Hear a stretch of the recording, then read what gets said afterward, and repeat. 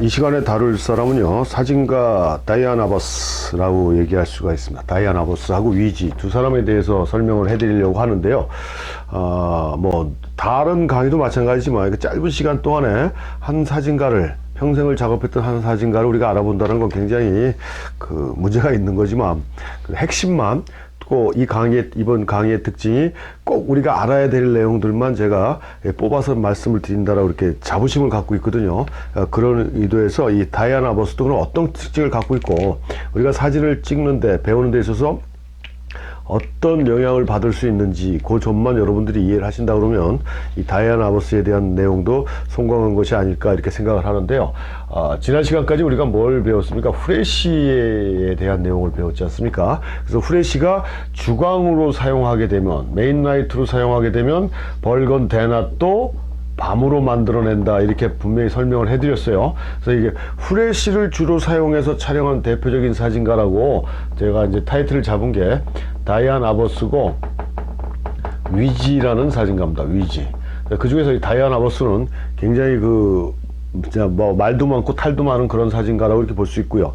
여자 사진가고 뉴욕에서 활동했던 그런 사진가인데 그 남편하고 같이 그 패션 사진가로 활동을 많이 했어요. 그래서 하퍼스 바자나 뭐 하여튼 패션 잡지에 상당히 많이 기고도 하고 열정적으로 활동을 하다가 그 리제트 모델이라는 사진가가 있는데요. 이 리제트 모델이라는 사람한테 사진을 받고 순수 사진으로 전향을 해서 순수 사진으로 어떤 식의 사진을 하냐면 우리가 일반적으로 얘기하는 그 장애인이라고 하는 기형인 뭐 이런 사람들 도착자인가 뭐 이렇게 하여튼 이렇게 정상적인 생각을 갖고 있지 않은 사람들, 이런 사람들 물론 우리가 일반적으로 얘기하는 정상인들도 많이 찍었습니다. 근데 대체적으로 이런 장애인 위주로 작업을 하다 보니까 다이안 아버스 하면 이제 장애인 전문 사진가라는 이렇게 평을 받고 있는데 사람들 자체가 이 다이안 아버스도 굉장히 좀 약간 성격이 내성적이었던 것 같기도 하고요. 그래서 거리에 인물들 찍는 걸 상당히 좋아했지만 그걸 이렇게 적극적으로 할 수 있는 그런 성격이 아니었고, 그래서 좀 이렇게 망설이고 있던 차에 이런 사람들을 만나면서 이 사람들이 사진을 찍든 안 찍든 그런 건 전혀 신경 쓰지 않고 자신이 하고 있는 일에 몰입하고 있는 거에 이렇게 매료가 돼가지고 이 사람들을 찍기 시작했다라고 뭐 그렇게 얘기하는 사람들도 있습니다. 근데 아무튼 제가 보는 관점에서는 이 사람들이 이 다이안 아버스가 찍은 사진을 보면요, 뭐 파티나 이렇게 얘네들 미국 애들이나 백인 애들은 그 가면 파티, 가면 무도 같은 거 많이 하지 않습니까? 멀쩡한 놈들이 정신 나간 짓을 하는 이런 모습들. 그러니까 그런 사람들이나 우리가 일반적으로 얘기하는 장애인들을 대상으로 이 정방형의 포맷이에요. 그러니까 그 카메라에 설명할 때도 제가 이안 반사식 카메라, 중형 일안 반사식 카메라 설명해 드렸잖아요. 6 곱하기 6cm의 사각형의 그 사이즈를 갖고 있는 카메라가 한동안 굉장히 인기를 얻었고, 지금도 그 필름 카메라에서 66 사이즈는 사진 전문가들한테 상당히 사랑을 받고 있는 그런 포맷인데요. 이 정방형의 포맷에 후레쉬를 써가지고 장애인이든 정상인이든 똑같은 포맷으로 후레쉬를 쳤어요. 그러니까 사각형의 틀에 후레쉬를 쳐버리니까 후레쉬가 할 때 뭐라고 그랬습니까? 인공광, 굉장히 인공광의 틈이 뭐라 했어요? 콘트라스트가 강하고 이렇게 경직된 느낌으로 만들어낸다고 그랬잖아요. 경직된 느낌으로. 그냥 이렇게 벽에 딱 붙어 있는 것 같은 박제된 듯한 느낌. 그 다음에 세 장에 갇힌 듯한 느낌. 그러니까 이 사진을 보고 누가 놀랬냐면 정상적이라고 생각하는 사람들이 놀란 거예요. 그러니까 이 안에 담겨 있는 사진 안에는 정상적인 사람도 있고 우리가 일반적으로 얘기하는 장애인이라는 사람들도 있는데 그 촬영하는 포맷 자체가 똑같이 해버리니까 동등하게 표현한 거잖아요. 그러니까 정상인들이 이 사람들 자기들이 모든 게 나보다도 못하다고 생각했던 사람들하고 동일한 선상에 놓였다는 자체도 일단 기분이 나빴던 거고 욕도 많이 먹었대요. 근데 제가 보기에는 다이안 아버스는 니네들이 정신적으로 말짱할지 몰라도 외형적으로 말짱할지 몰라도 정신적으로 이 사람들보다 못하다라는 걸 좀 보여줬던 것 같아요. 이렇게 이런 방법을 이용해서 그래갖고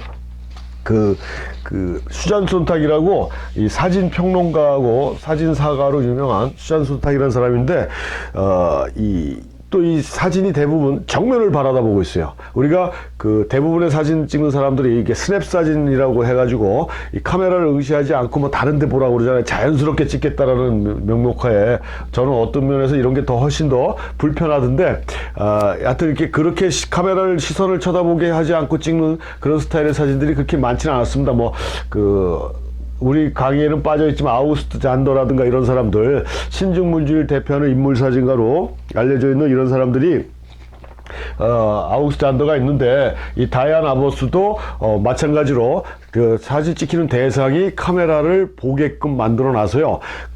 이 카메라를 보고 있다라는 건 무슨 느낌이 있다라는 얘기입니까? 진지하고 솔직하고 그 다음에 피사체의 본질을 보여준다라는 그런 특징을 갖고 있는 그런 상황이라, 사진을 찍힌 사람들 스스로가 자신을 드러내놓고 보여주는 그런 작업이라고 볼 수가 있겠죠. 그래서 수잔 손탁은 이 다이안 아버스 사진에는 결정적 순간이라는 상황은 없다. 그러니까 연출된 사진이 아니라 그 사람들을 그렇게 똑바로 세워놓게끔 할 수 있었다라는 것 자체는 그 사람들한테 어느 정도 이해를 받고 친구가 되지 않은 상태에서 그런 포맷을 잡을 수가 없다라는 얘기예요. 그러니까 순간적으로 기다렸다가 찍어대는 그런 결정적 순간이 아니라 자기가 의도하고 만들어낸 그런 느낌으로 원하는 대로 작업을 했다라고 이렇게 얘기할 수가 있겠죠. 그래서 이런 식으로 일반인과 일반인들이 얘기하는 비정상적인 사람들을 대상으로 해서 후레쉬를 써서 그 사람들의 그런 정신적인 차원을 같은 동등한 상황으로 표현했다라고 해서 굉장히 말도 많고 탈도 많았던 사진가인데 결국은 자살을 합니다.